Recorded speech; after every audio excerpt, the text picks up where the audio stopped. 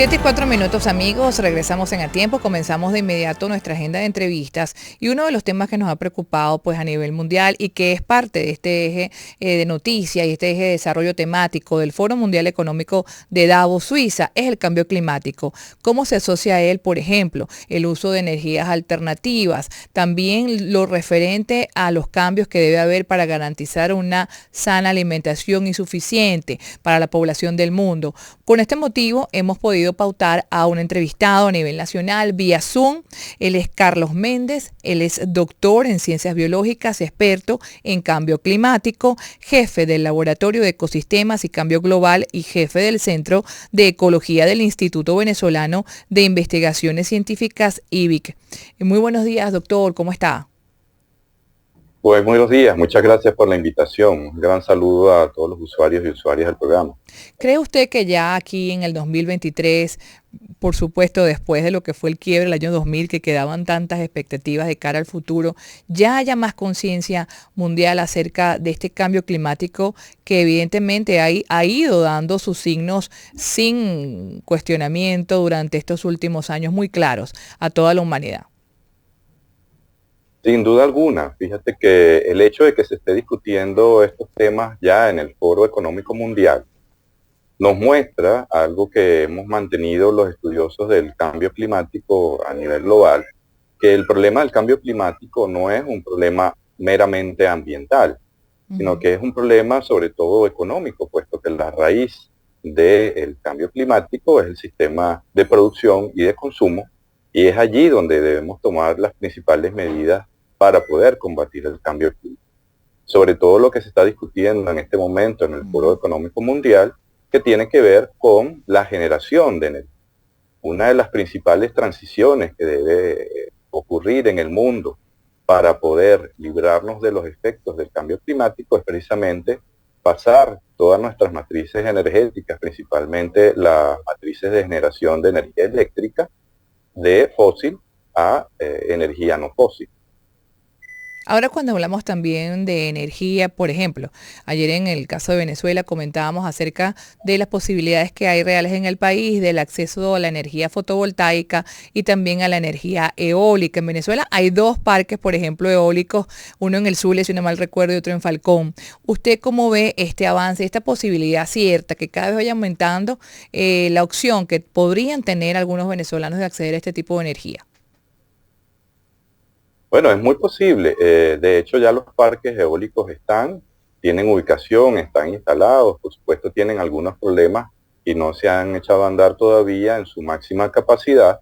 Pero tenemos además en el país, somos un país privilegiado porque tenemos muchas energías alternativas. De hecho, nuestra generación eléctrica en este momento llega a ser casi un 80% de energía limpia. Recordemos que la energía que se genera en Venezuela es de tipo hidroeléctrico, que no implica grandes emisiones de gases de efecto invernadero. Ahora bien, precisamente lo que se discute ahora en el foro de Davos es cómo lograr, es decir, todas estas transiciones requieren una gran inversión económica. Entonces, Venezuela, como cualquier otro país, requiere de unas inversiones económicas para lograr esas transiciones. El mayor problema, digamos, desde el punto de vista de matriz energética, que tenemos a nivel nacional no tiene que ver con la energía eléctrica, contrario a lo que sucede en la mayoría del mundo, sino más bien con nuestra matriz de transporte. El mayor consumo que tiene nuestro país en energía fósil tiene que ver con la movilidad de la gente.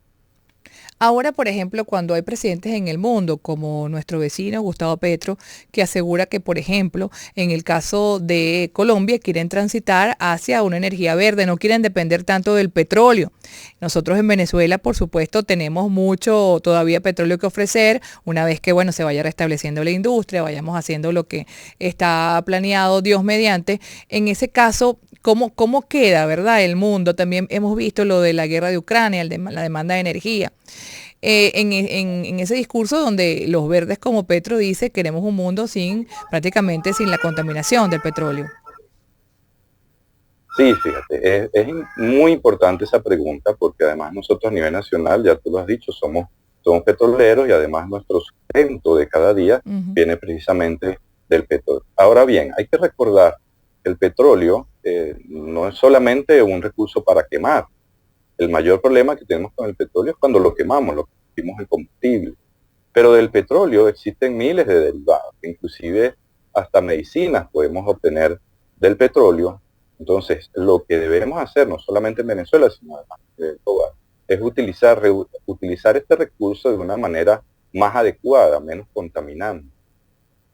Ahora, profesor, por ejemplo, ustedes a nivel del IBIC, ¿qué proyectos o qué textos científicos desarrollan en esta materia, ¿no? De esta posibilidad de usar cada vez más una energía limpia. Y fíjate, nosotros nos concentramos a nivel nacional más en lo que tiene que ver con la vulnerabilidad. Recordemos que el cambio climático, digamos, tiene dos grandes vertientes de investigación. Una tiene que ver con la mitigación, que se enfoca principalmente cómo hacemos para reducir esa emisión de gases de efecto invernadero, enfocado principalmente en lo que venimos conversando, que es la obtención de energía. Y otra de las ramas es precisamente aquella en la que se enfocan casi todos los países en desarrollo, como Venezuela, porque estos países son bajos en emisión. ¿No? Recordemos que Venezuela apenas emite de lo que es la emisión global el 0,4%, pero sí reciben los impactos de lo que significa el cambio climático. Entonces, desde el laboratorio, ahora tenemos un centro nuevo en el IBI que se llama el Centro para el Estudio de la Crisis Ambiental Global, en donde atendemos sobre todo esos impactos y estamos avanzando en la determinación a nivel nacional y regional de la vulnerabilidad y los riesgos causados por cambio climático. Correcto, por ejemplo, Eso lo que no se ha hablado de implica, tejerías recientemente, que había sido producto del cambio climático, entre otras cosas, ¿no? exactamente, tenemos un pequeño estudio que le entregamos a las autoridades del Ministerio de Ciencia y Tecnología y que entiendo ha sido entregada también al presidente, sobre qué fue lo que sucedió en Tejerías y estamos avanzando en detectar cuáles otras cuencas pueden ser susceptibles a que ocurra exactamente lo mismo bajo un evento extremo de lluvia como el que ocurrió en el caso de Tejerías.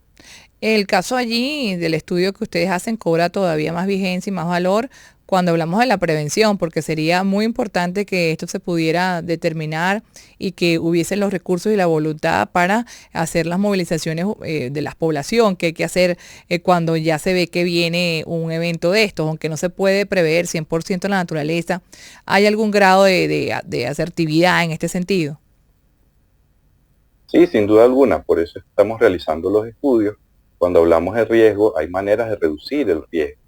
Es precisamente esa otra de las transiciones, ya no hablamos de transición energética, sino transición de infraestructuras. Allí el centro que hemos creado se está enfocando para proporcionar soluciones en lo que tiene que ver con las infraestructuras y cómo podemos de alguna manera disminuir esa vulnerabilidad, disminuir lo que se conoce como exposición, que es precisamente tener las infraestructuras y las personas en los lugares en donde pueden ocurrir los eventos.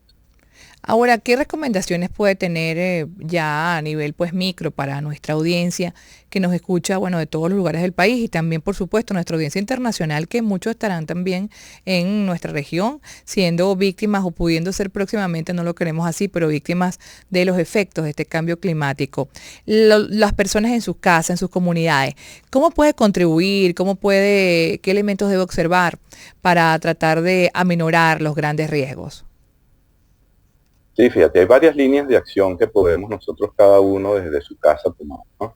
Una de ellas, por supuesto, es mantenernos informados, saber, conocer en qué consiste el problema del cambio climático, luego acercarnos a nuestras autoridades o a nuestras asociaciones de vecinos en algún sentido para ver cuáles son nuestras zonas de riesgo y si aún no las conocemos, tratar de determinarlas.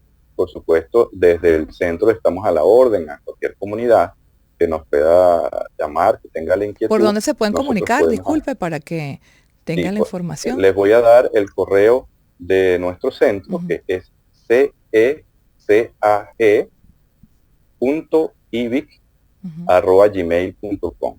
Es CECAC, que es las iniciales del centro, .ivic@gmail.com. Bueno, doctor, Allí pueden transmitirnos cualquier inquietud y nosotros los podemos acompañar. bueno, Otra de muchísimas las líneas gracias. muy Sí, interesantes, disculpa que sí, te que nos quedamos interrumpa, un segundito, es pero también adelante. saber elegir. saber elegir a nuestros dirigentes políticos. Es decir, yo siempre le recomiendo a la ciudadanía incluir en la agenda política lo que tiene que ver con cambio climático. Muy bien, que tomen en cuenta esto. Bueno, muchísimas gracias, doctor, por habernos atendido tan temprano esta mañana, haber tenido la gentileza de estar con nosotros a tiempo. Era, por supuesto, el doctor Carlos Méndez, doctor en Ciencias Biológicas, experto en cambio climático, jefe del Laboratorio de Ecosistemas y Cambio Global y jefe del Centro de Ecología del IBIC. Vamos a una nueva pausa en A Tiempo.